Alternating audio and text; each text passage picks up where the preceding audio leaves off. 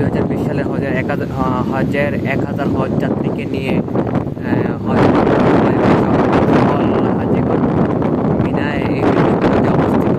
ছিল। বর্তমান 2021 সালে কী হবে, যদি অল্প হয় তাহলে সম্ভবত এই বিল্ডিং ব্যবহার করা হবে, আর যদি বেশি সংখ্যক হাজি হয় তাহলে বড় খেমাই ব্যবহার করা